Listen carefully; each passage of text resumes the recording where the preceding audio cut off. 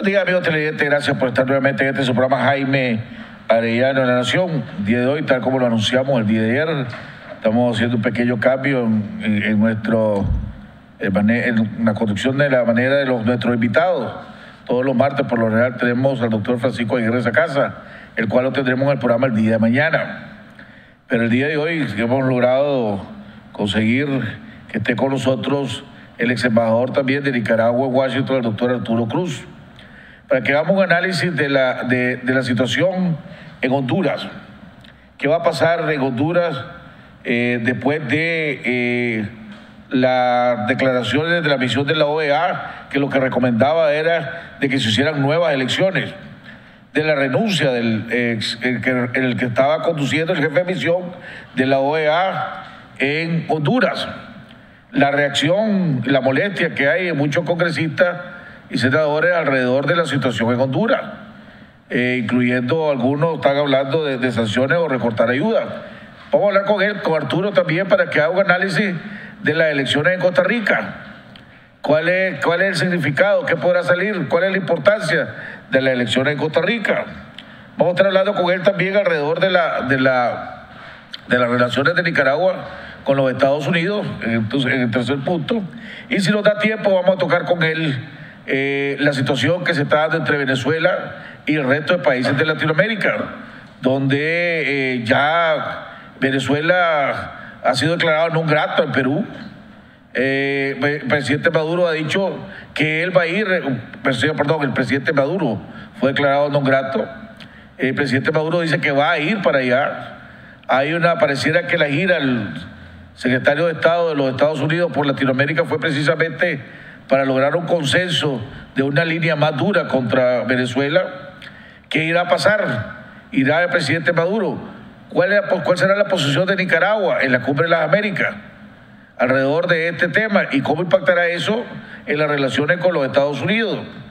Vamos a preguntarle a Arturo también sobre la declaración del Pentágono el día de ayer, sobre que ve con suma preocupación y con mucha preocupación las relaciones entre Nicaragua y Rusia.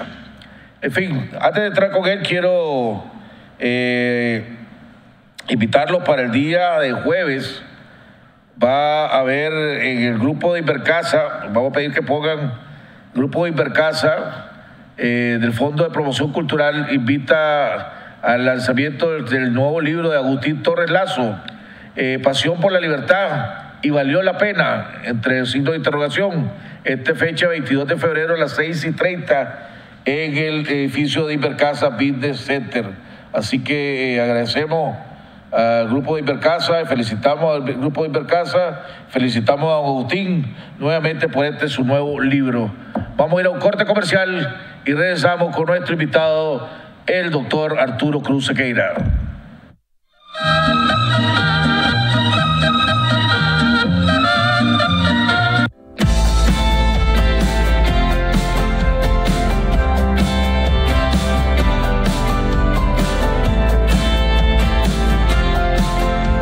En Banpro nos preocupamos por usted. Por eso, le brindamos soluciones financieras de calidad a través de una relación de confianza mutua. En Banpro es un placer servirles.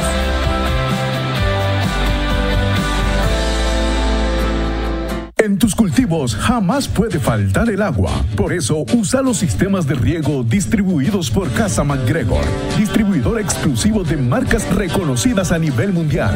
Estos sistemas aplican la cantidad óptima de agua en el momento adecuado durante toda la temporada, usando menos agua que otros sistemas similares.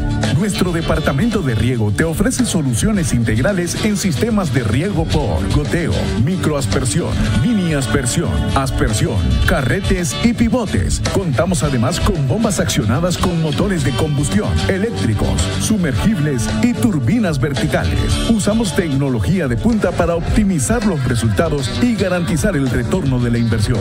Para mayor información, visita la sucursal más cercana o llama al 2266-6151. Casa MacGregor, totalmente confiable.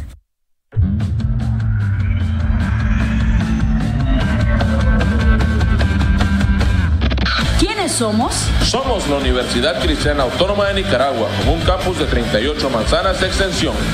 ¿Qué queremos? Que nuestros estudiantes aprendan guiados por nuestros mediadores digitales. ¿Qué ofrecemos? Ofrecemos continuidad educativa con tecnopedagogía para que su aprendizaje sea fácil y eficiente. Un título con conocimiento es igual a éxito. No te preocupes, soy Munkel. En Ópticas Munkel tenés un año de garantía si tu aro se despinta, si se soltó la soldadura, si tu aro empieza a oxidarse, si de pronto se cayó esa pieza que te gustaba. Por eso tu respaldo está en Munkel. Visítanos en cualquier sucursal.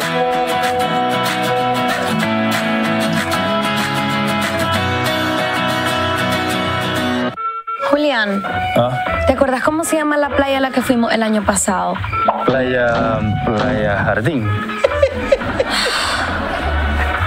Nunca viajamos en las vacaciones. Quiero ir a un lugar exótico. Ay, estamos soñando. ¡Claro que no! Ya nos aprobaron el préstamo personal del BDF. Amor, para vos querer es poder. Si querés algo, solicita tu préstamo personal BDF. Preaprobación en minutos, sin fiador y tasa preferencial. BDF, simplifícate.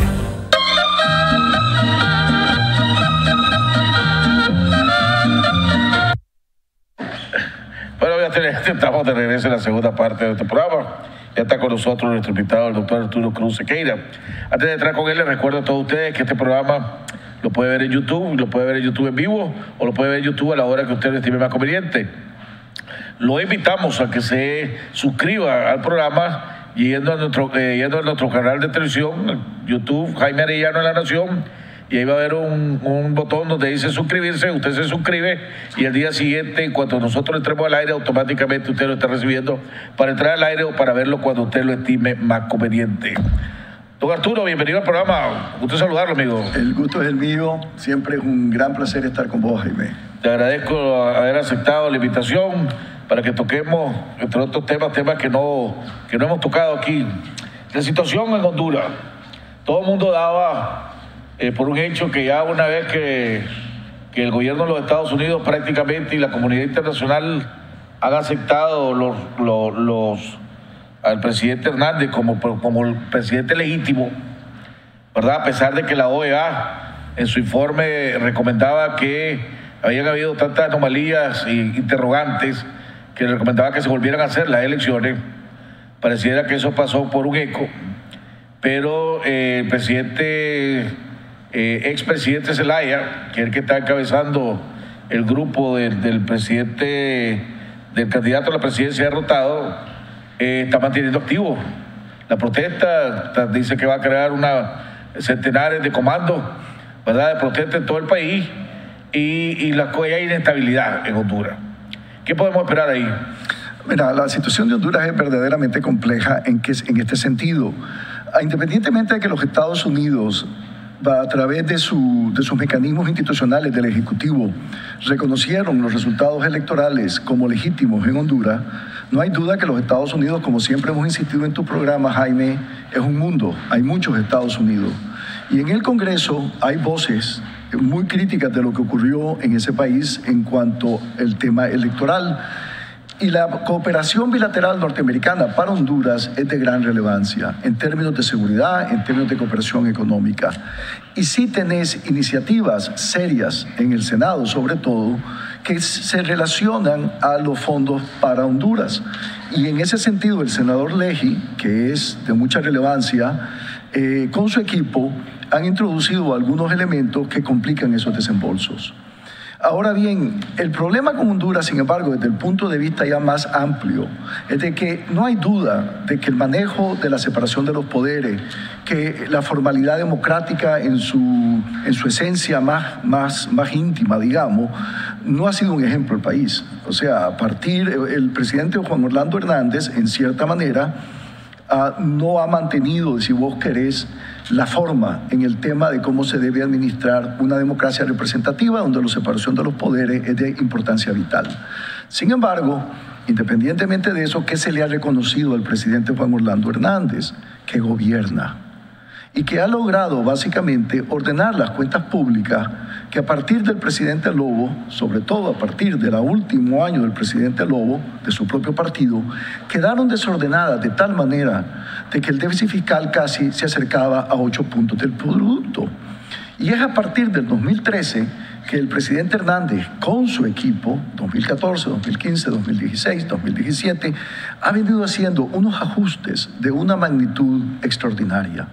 Y por eso es que independientemente de que los norteamericanos o elementos importantes en Estados Unidos no se sienten a gusto con el resultado electoral, con la manera en que ese resultado se dio, reconocen de que el presidente Juan Orlando Hernández tal vez no es un ejemplo de democracia liberal en su gestión, pero sí le reconocen que el país es gobernado.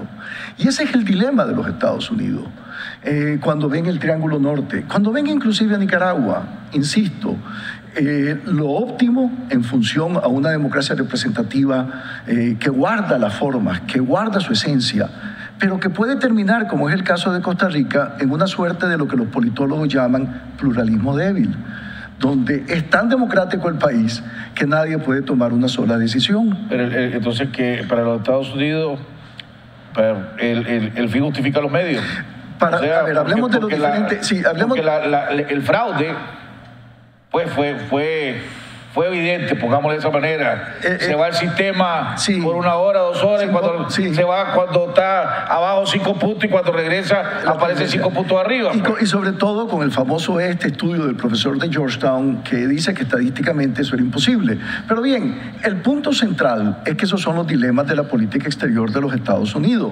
¿Hasta qué punto ellos, en función de un modelo de democracia liberal, pueden sacrificar efectividad en un momento en que hay una serie de realidades que complican sus principios? Ahora, recordad que todo gran poder tiene preferencias, tiene opciones de sociedad, pero también tienen que enfrentar las realidades. Y creo yo que ese es parte de su dilema, Jaime. Inclusive mira el caso de Costa Rica, que es fascinante. Costa Rica es una democracia ejemplar. Es extraordinaria la separación de los poderes, los rituales electorales, cómo los guardan. Tan es así que el partido de los evangélicos, que obtuvo el mayor porcentaje de votos, no tenía representación en sus mesas. Fíjate qué maravilla, ¿verdad?, de proceso. Sin embargo, básicamente, ¿cuál es el temor con Costa Rica? De que en los próximos 4 años la situación fiscal se continúe deteriorando. Para que tengas una idea, en los últimos 8 años la deuda en Costa Rica del sector público consolidado ha aumentado en más de 25% del PIB. Tienen 10 años casi ya, Jaime, con déficits fiscales que superan el 5%. Ahora bien, la gran pregunta de los costarricenses es, bueno, ¿cómo cerramos eso? Algunos te dicen hay que pagar más impuestos, hay que quitarle exoneraciones al sector privado, otros insisten en que hay que congelar los salarios del sector público y que hay que quitar los pluses. El hecho es que es una sociedad tan organizada y sus partidos históricos tan devaluados que hay una fragmentación parlamentaria que hace muy difícil que un proyecto de ley, sobre todo que tenga que ver con ajustes tributarios en serio, pueda pasar la Asamblea.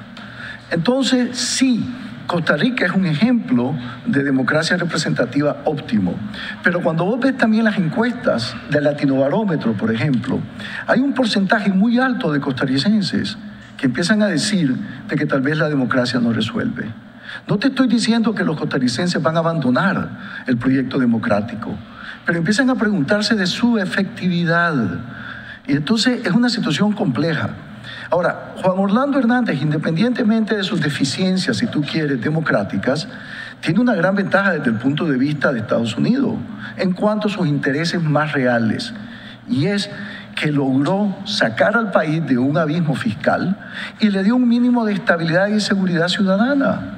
No hay duda de que Honduras hoy no está al borde del abismo de ser un Estado fallido, como se le percibió en un momento. Básicamente él logró también, no exactamente, pero algo parecido a la Comisión de la Verdad que Guatemala le está implementando en Honduras, ¿no? Claro, pero eso sirvió con la barrida de la policía, en el ejército. Pero ahí también él ha hecho cosas verdaderamente que han puesto en cuestionamiento su verdadero compromiso con esta misión de la OEA.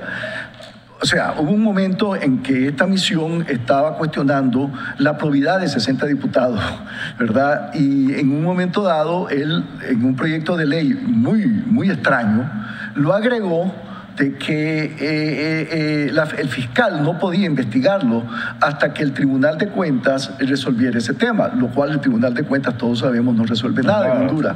Entonces, mucha gente en Honduras reclamó esa iniciativa, sobre todo que fue, legalmente hablando, algo muy extraño, ¿verdad? Pero bien, insisto, una vez más, como él comprende los dilemas de la política exterior estadounidense muy bien, de que al final quieren gobiernos que gobiernen, ¿verdad? Imagínate vos en Venezuela, un país que, digamos, independientemente de sus deficiencias institucionales y democráticas, fuera gobernado con un mínimo de efectividad. ¿Crees vos que hubiese tanta preocupación? Es decir, el desorden en Venezuela es tan grande, Jaime, de que ya la salida de los venezolanos se está desbordando de tal suerte en que tanto el ejército colombiano como el ejército brasileño han movilizado sus tropas precisamente no porque van a invadir a Venezuela o porque se tienen que defender sus tanques, es porque tienen que parar ese flujo de venezolanos que está saliendo a todas partes. Ahora, si Maduro tuviera un mínimo de efectividad en su gobierno, en el sentido de mantener al país con un mínimo de orden, definitivamente que sus deficiencias democráticas no serían tan relevantes. Antes de decir Venezuela, por ejemplo, Honduras, una vez más queda demostrado que los Estados Unidos tiene intereses, no amistades. Toda gran nación solo tiene intereses. Tiene intereses más que principios. Es que si tenés que coger entre tus principios y tus intereses, van a coger sus intereses. Pero Jaime... Pues porque sí, o sea, sí, te vas a poder andar diciendo que quiero democracia, quiero transparencia, quiero, como la está promoviendo por muchos lados, cuando si esa transparencia y esa transparencia afecta a tus intereses, entonces ya la transparencia no es tan importante y la pones a un lado. Porque básicamente lo que hizo ahí los Estados Unidos, tener a un gobernante que es amigo mío, que lo controlo, que tengo buenas relaciones, o me venía el otro que era medio aventadito, medio bien asesorado por Mel Zelaya, y se me podía compartir junto con Daniel Ortega en Nicaragua 2 problemas en Centroamérica, y no quiero tener 2 problemas en Centroamérica. Pero para serte franco, yo creo que la reserva que ellos tenían con la opción de la oposición hondureña no era tanto su orientación ideológica o que Mel Zelaya estuviese de por medio, es que no lo veían gobernando al país con un mínimo de efectividad. Porque el pueblo de Venezuela lo escogió a ellos. El pueblo hondureño lo escogió a ellos para gobernar. Y entonces ahí no le importó a los Estados Unidos lo que el pueblo hondureño quisiera. Sí, pero te resalto el siguiente alegato. Es decir, yo no te estoy diciendo de que los Estados Unidos hizo bien. Es decir, que el gobierno de Estados Unidos hizo bien, porque en el Congreso tenés voces que son muy críticas de este resultado electoral y que están objetando a los fondos para Honduras. Lo que te estoy diciendo es de que no era tanto por un temor de una suerte de alianza Honduras-Nicaragua. No, básicamente que ellos lo que estaban viendo era un gobernante que no iba a saber administrar un momento muy difícil en Honduras. Y por eso es que tal vez al final del día, como tú muy bien dices, los intereses prevalecen sobre los principios. Pero toda gran nación, toda nación, chiquita o grande inclusive, va a actuar en función a sus intereses. Lógicamente. Entonces, al final del día, ¿verdad?, por usar esta expresión, los norteamericanos les hubiese gustado que sus intereses coincidieran con sus principios. Pero cuando estos congresistas que no están, o senadores que no están de acuerdo con la manera como se manejó Honduras, creo que tienen planeado que condicionar las ayudas, condicionar el apoyo a Honduras, pero condicionar la ayuda y condicionar el apoyo también le puede complicar al gobernar a Hernández. Y entonces ahí sí vuelve a ir contra los intereses de ellos mismos. Pues. Sin duda, pero el problema central, vuelvo a insistir, es cuando hablamos de los Estados Unidos, ¿de qué Estados Unidos estamos hablando? Y siempre hemos insistido en este tema en tu programa. Estados Unidos es un país de coaliciones, es un país de multiplicidad de fuerzas. Ese concepto de que hay una lógica imperial coherente no es tan así.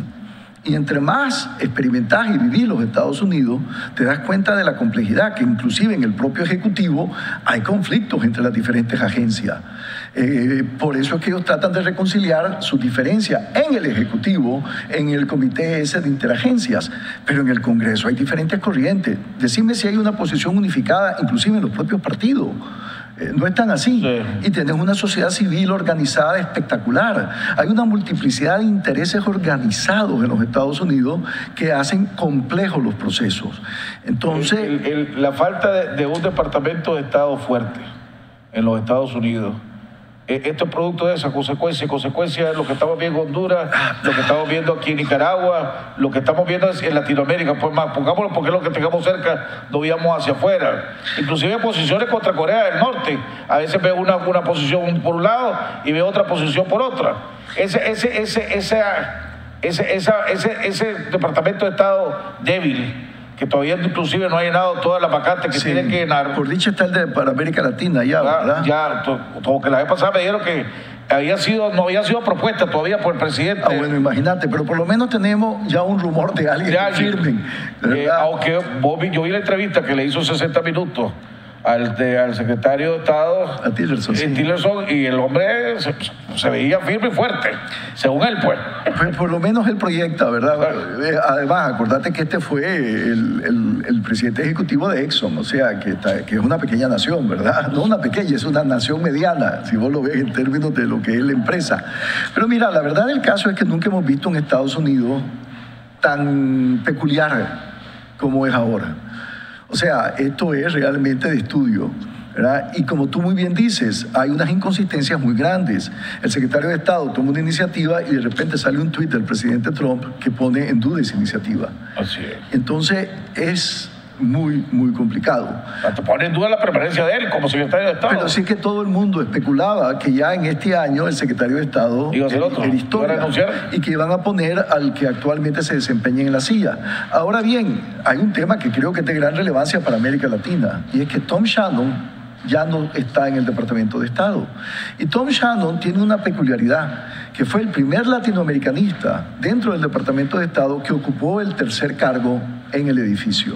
Porque vos tenés el secretario de Estado, tenés sus dos deputies, y después hay una serie de cargos donde él era el primero entre iguales. Y por primera vez en lo que es la historia del Departamento de Estado, un latinoamericanista ocupaba ese cargo.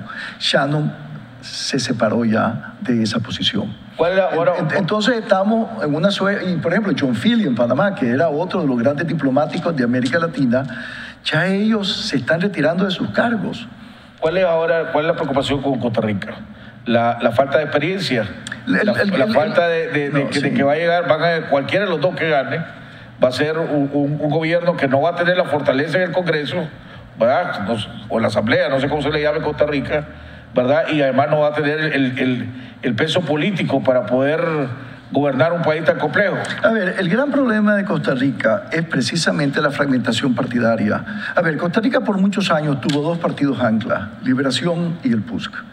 Ellos representaban 50 de 57 diputados. En ese contexto, vos podés mediar con esos dos partidos entre Estado y sociedad con un mínimo de efectividad.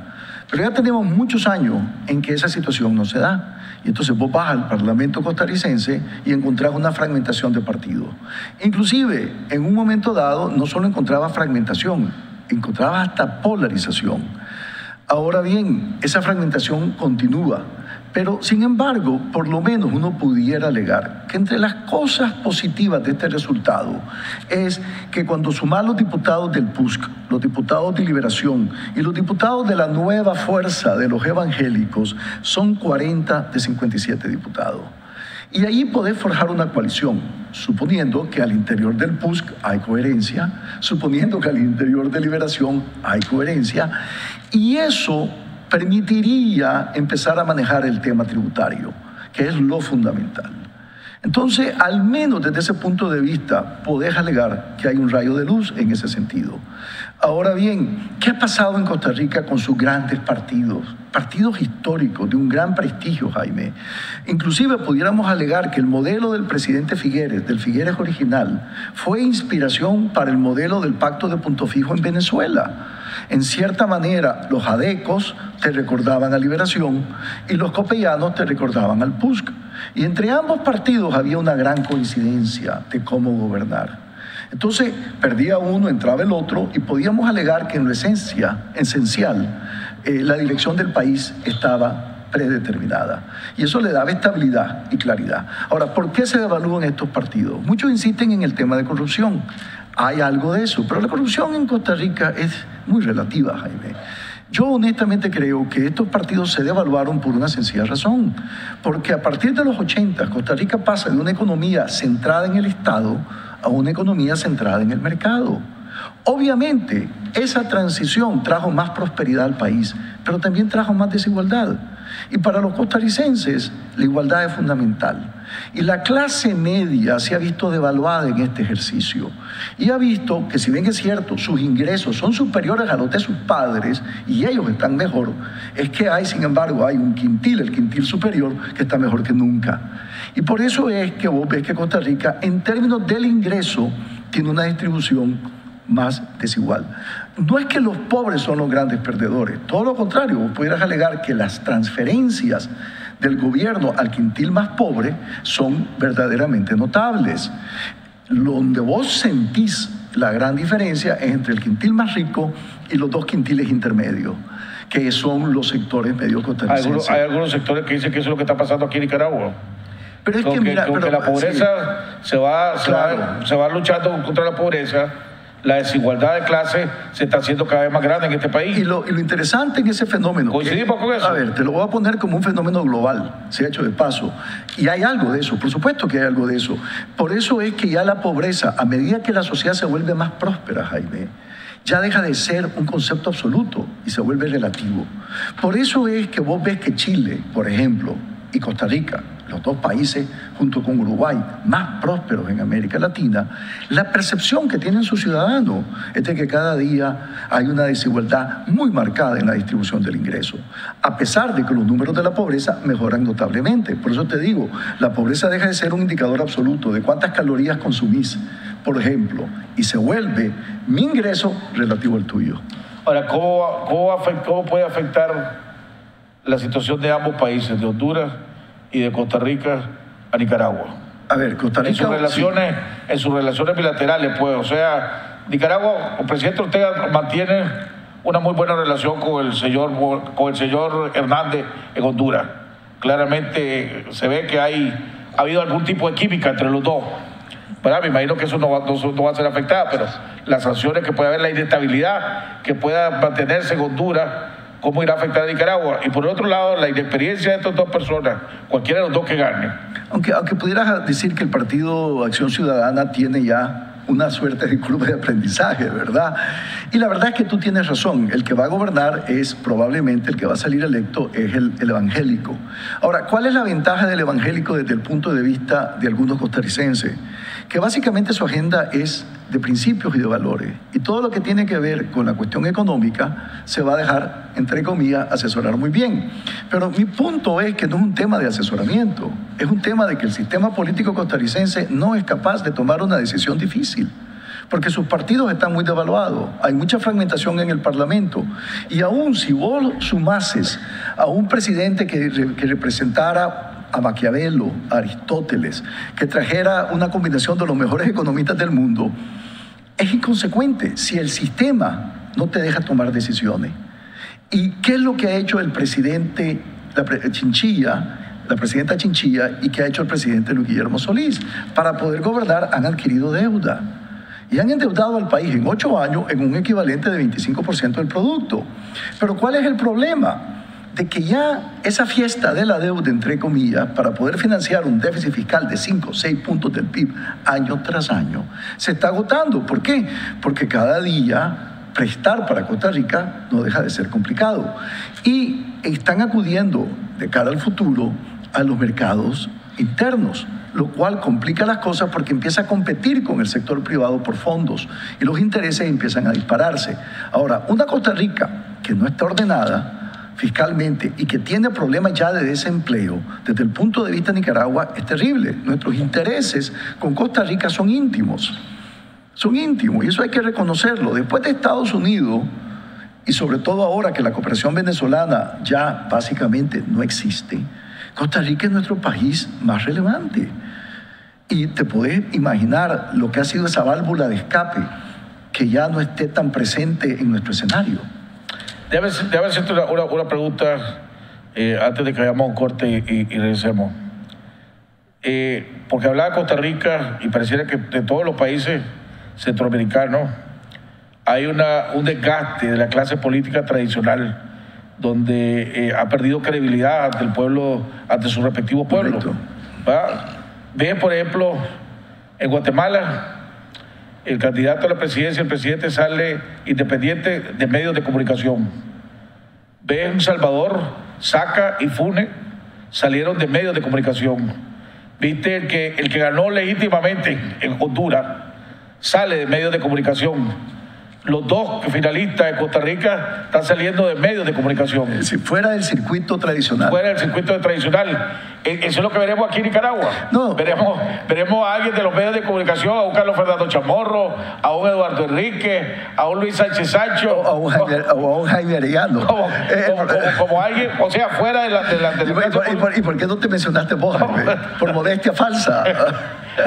¿Será esa la nueva? No, a ver, no te puedo decir. La nueva tradición aquí en la... No, pero recordad que ha habido mucha decepción también con estos candidatos que vienen de afuera. Jimmy Morales, su devaluación en las encuestas es terrible. El trabajo del presidente, ahora mira, tanto el presidente Saca en la cárcel y el presidente Funes en Nicaragua, es bien complicado, pero tú tienes razón. Pero salieron electos. Exacto, correcto, pero por eso te dije, tú tienes razón. Cuando los partidos, a ver, pero ¿por qué hay decepción con los partidos tradicionales? Muchos te van a alegar por la corrupción, etcétera, pero también hay que reconocer algo, la mediación entre Estado y sociedad, que requiere partidos en la democracia representativa, ¿verdad?, se ha vuelto muy compleja. En el siglo XXI no es lo mismo mediar entre Estado y sociedad con un ciudadano que quiere pensiones, que quiere seguro social, que quiere mejores salarios, que quiere transporte barato, que quiere electricidad barata, que quiere agua barata, que quiere un sinnúmero de cosas y te exige un gasto público que no tiene el sostén fiscal. Era mucho más fácil gobernar la Centroamérica de mediados del siglo pasado, donde la gran mayoría estaba, ¿dónde, Jaime? En el campo. Y las expectativas ciudadanas eran muy modestas. Las expectativas ciudadanas del siglo XXI se han deportado. ¿Cuál era la ventaja que tenía el presidente Ortega hace 10 años? Que gobernaba un país de expectativas muy, muy modestas. Y la paradoja es que su éxito relativo de los 10 años ha hecho que el nicaragüense empiece a dejar de ser cliente y se vuelva más ciudadano. Vos sabés que yo he insistido en el tema de la inmediatez. Y ahora, lo que antes era un programa estrella, que era la lámina de zinc, tiene ahora rendimientos marginales decrecientes, porque ahora la expectativa del nicaragüense es otra. Y eso hace que la mediación entre Estado y sociedad se vuelva más engorrosa, sobre todo cuando ya no están los recursos de Venezuela, que te facilitaban un presupuesto paralelo al presupuesto formal. Y en ese sentido, el concepto de populismo responsable, de administrar la inmediatez sin perder el futuro, sobre el cual insistí en algunas ocasiones y que generó mucha irritación entre algunos de mis compatriotas, básicamente ya no lo veo tan factible. Ya no hay un presupuesto paralelo, todo es el presupuesto formal. Ahora, lo que sí te reconoce mucha gente en el exterior es que a pesar de esa devaluación de la cooperación venezolana, los números fiscales siguen siendo ordenados. Tengo que ir a un cambio. Para cuando regresemos, vos mismo usando tu frase, las expectativas de los nicaragüenses ahora son diferentes. Si las expectativas de los nicaragüenses ahora son diferentes, más exigentes, ¿verdad? Pongámosle, y la situación con Venezuela ha variado considerablemente, ¿por qué ha hecho o está impidiendo el presidente Ortega tomar decisiones para mejorar sus relaciones con los Estados Unidos, que le guste o no le guste, es nuestro principal mercado, el mercado del mundo, pues? Vamos a un cambio y ya regresamos.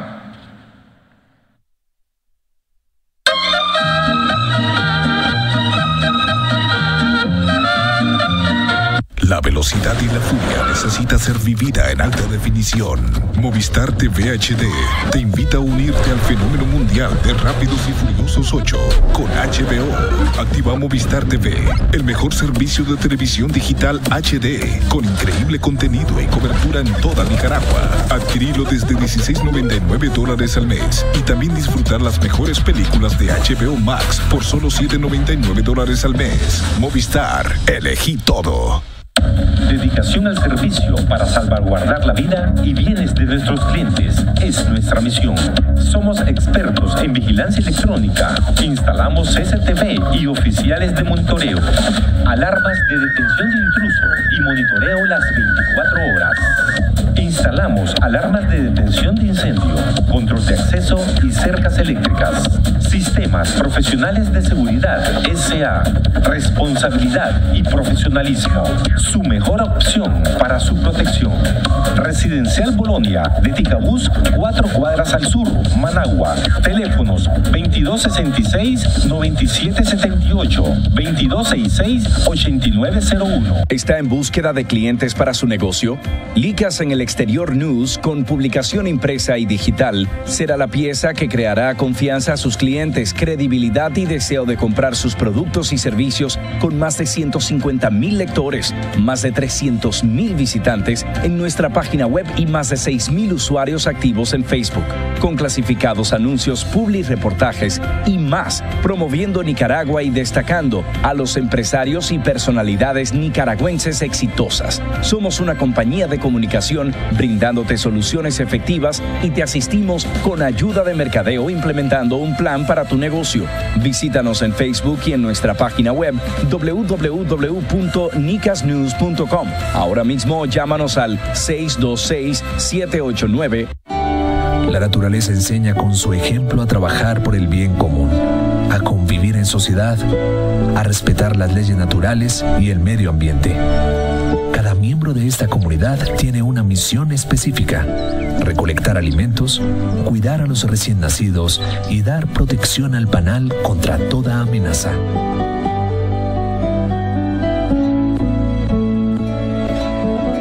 Improvisa, su seguridad asegurada. El Instituto Técnico Especializado Juan Pablo II anuncia las matrículas para el bachillerato técnico con carreras integradas en computación, habilidades textiles, carpintería, repostería y contabilidad comercial, educación católica en valores, matrículas abiertas, cupos limitados, becas parciales. La educación técnica genera ingresos a corto plazo. Hospital Elín Fonseca, 200 varas al sur.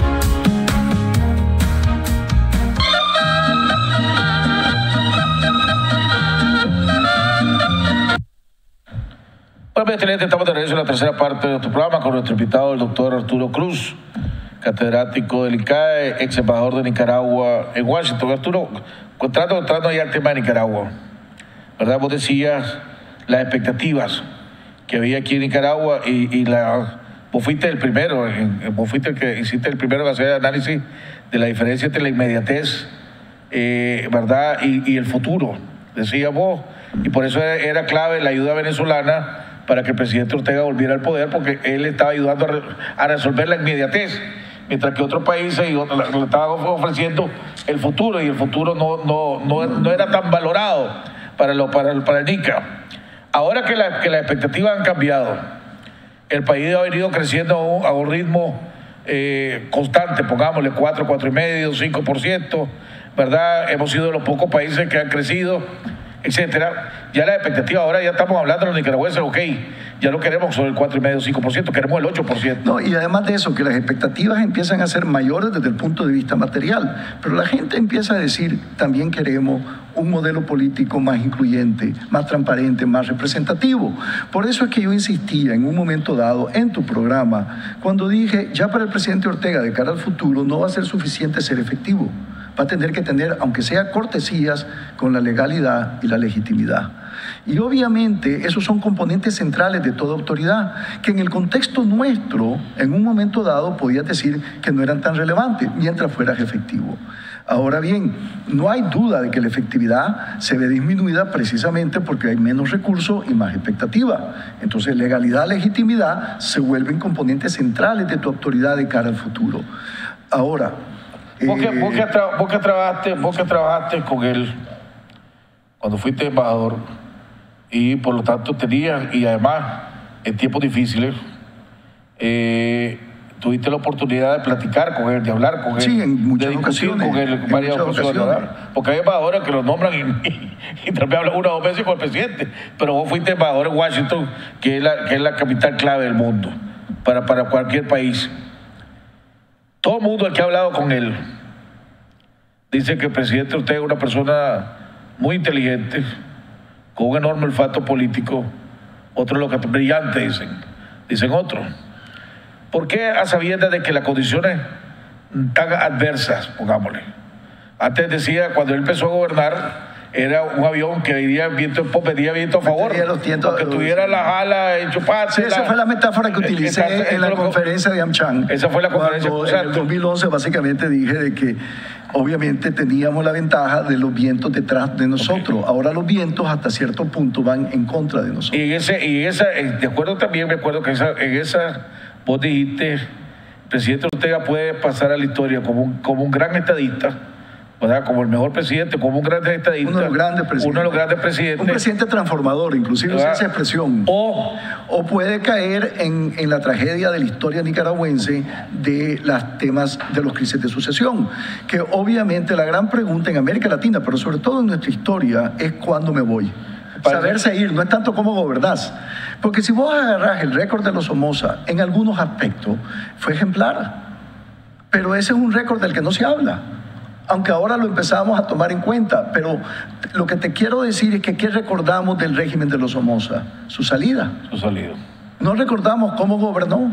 Y gobernaron por 40 y pico de años, no solamente porque había un aparato coercitivo extraordinario y porque los norteamericanos lo llenaban de armas. Gobernaban porque tenían un país que crecía y que los sectores medios empezaron a desarrollarse. ¿Por qué crees vos que el presidente Ortega está tomando las decisiones que ha tomado? Pues, o sea, los errores, uno le dicen horrores, otros le dicen errores.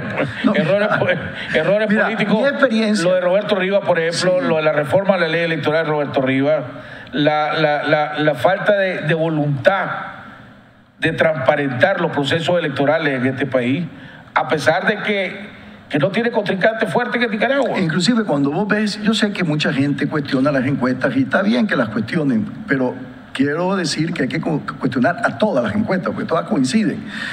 Hay un ejercicio electoral de la famosa caja negra que lo inventó Víctor Borges para las elecciones de Doña Violeta. ¿Te recuerdas? Que básicamente es un ejercicio de simular votación. Y en ese ejercicio de simulación, antes de todas las medidas que se tomaron para, en cierta manera, reducir el ejercicio electoral a una expresión que le restó bastante legitimidad a la experiencia, en ese ejercicio de votación, Daniel sacaba el 56% de los votos. Los otros candidatos, 2 y 2, más o menos, habían los candidatos creíbles, si vos querés.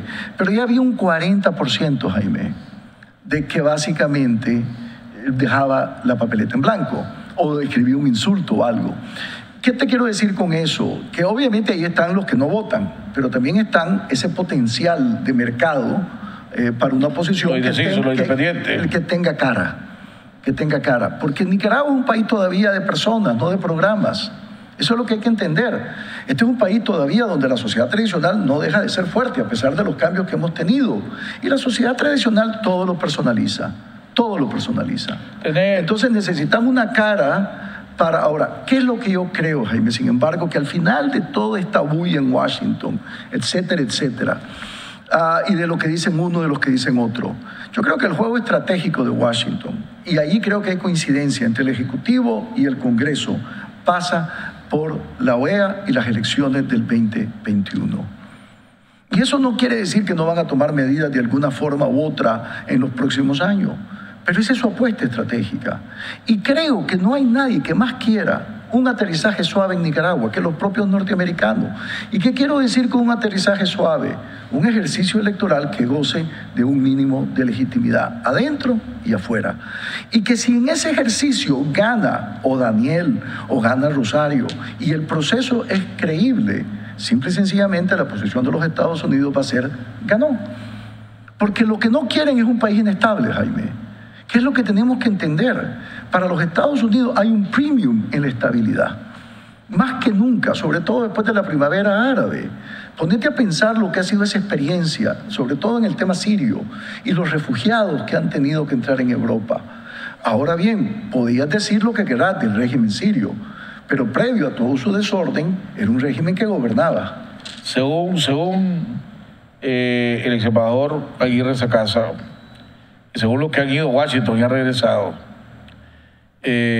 incluyendo gente neutral, pongámosle, han dicho que Nicaragua... Francisco Javier es neutral. No, por eso, pero como fue del Partido Liberal Constitucionalista, algunos que podrían considerar la oposición, pues. Pero sigue siendo, él privilegia más el análisis que sus emociones. Sí.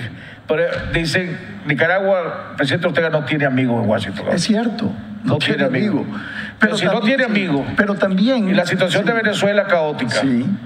Vienen tiempos difíciles, económicamente hablando. Pero vas a tener los precios de nuestros commodities internacionalmente han caído, el café cayó, el oro cayó.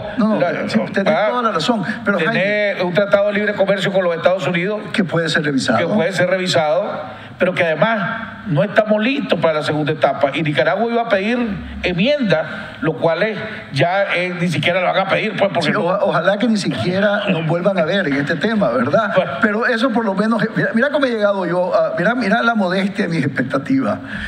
Yo quiero sobrevivir 2018 y en el 2019 ver el tema de CAFTA, porque obviamente nosotros vamos al 2019.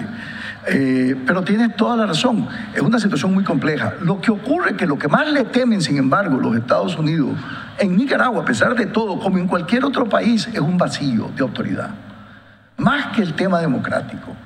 Entonces ellos quieren reconciliar, por un lado, estabilidad con democracia, que ese es el óptimo, porque a la larga la democracia es la que te da la verdadera estabilidad. Gobiernos autocráticos efectivos son paréntesis. La falta de una oposición fuerte es la ecuación que hace falta. Pero eso ya va a depender de la dinámica de nuestros compatriotas. No lo puede ser, pero de un análisis ya fue, un análisis.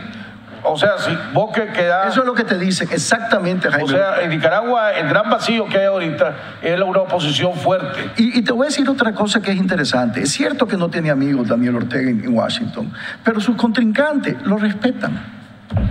Lo respetan, y lo respetan por una razón, porque sabe gobernar, como Juan Orlando Hernández.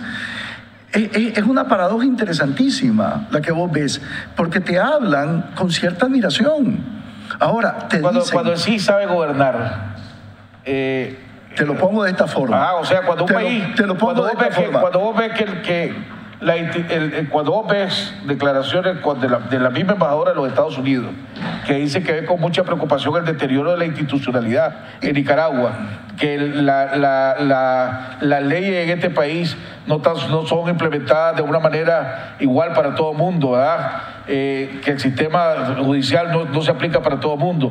Cuando ves los constantes abusos que la policía está cometiendo a cada rato, las denuncias contra el ejército. Entonces, cuando yo tengo que decir que Nicaragua, al presidente Ortega lo admira porque sabe gobernar. Porque sabe gobernar en qué sentido. Por ejemplo, primero que todo, para los Estados Unidos, todo lo que tú dices es central, es su modelo político.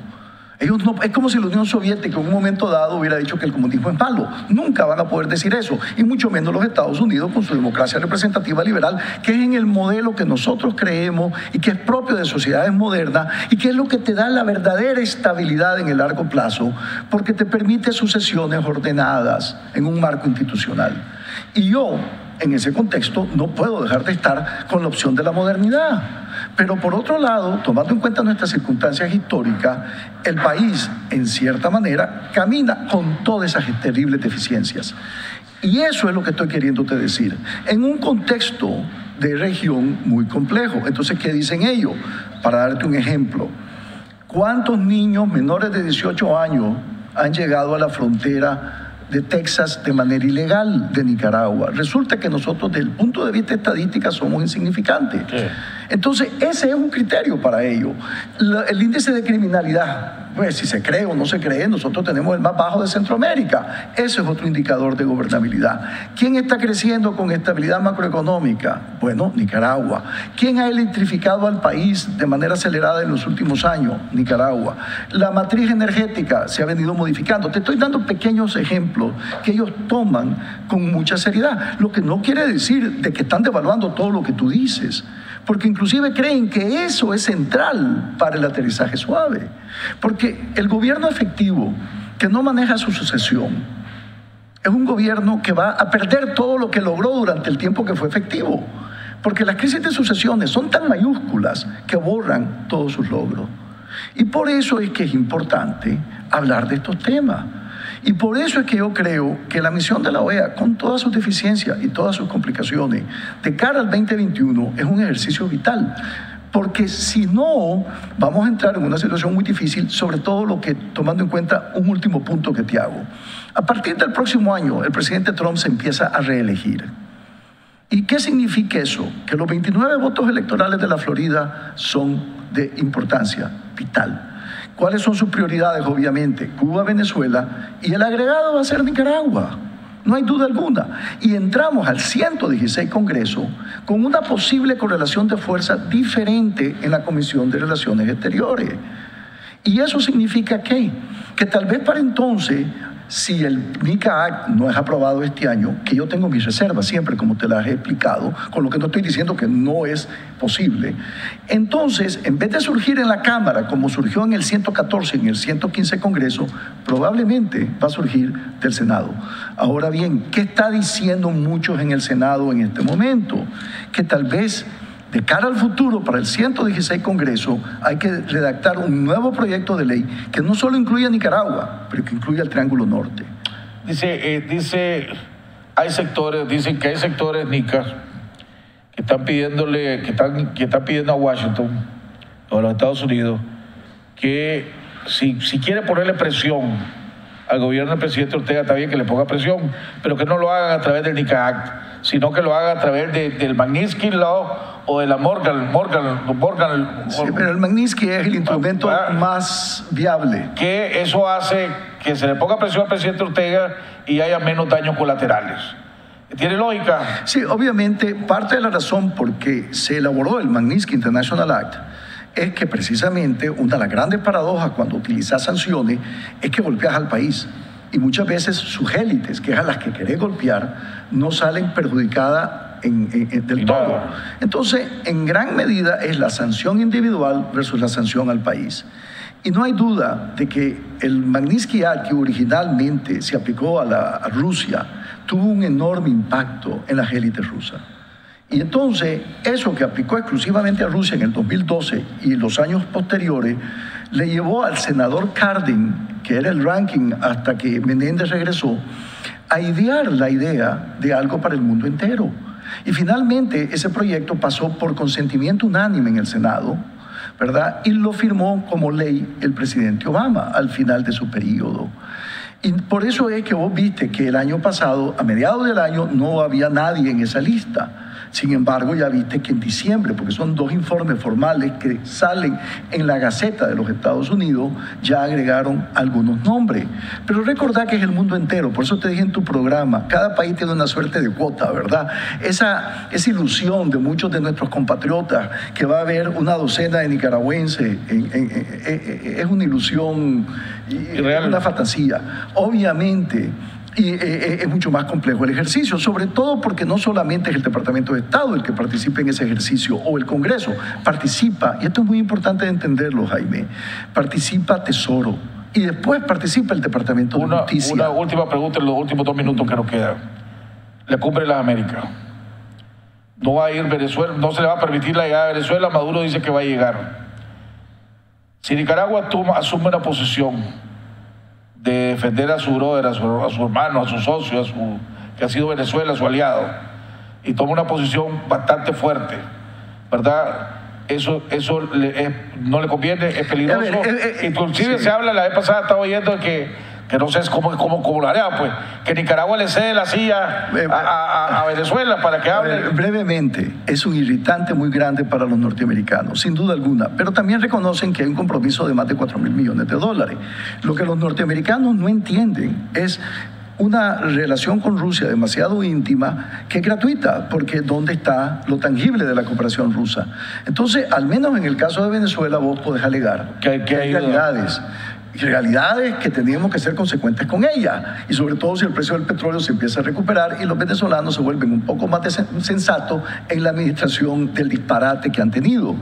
Y por otro lado, sin embargo, en el caso ruso, bueno, la cooperación, tengo entendido, según cifras del Banco Central, no pasa de 150 millones de dólares, de los cuales 10 millones en liquidez. Entonces te dicen los norteamericanos, bueno, está bien, yo te puedo entender una relación donde hay un intercambio tangible, pero cuando no hay, ¿cuál es el propósito? Ahora, también tengo que advertir algo.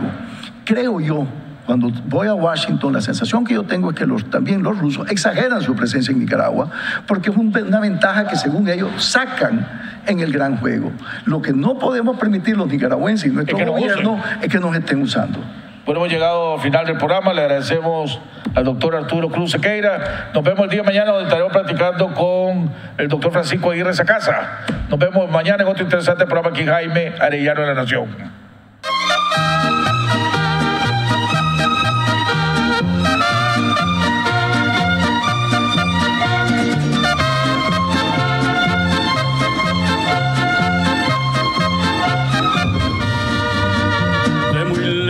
Yo vengo a cantar, soy del campo y del pueblo querido, soy Argueta y vengo a felicitar a don Jaime Arellano, un amigo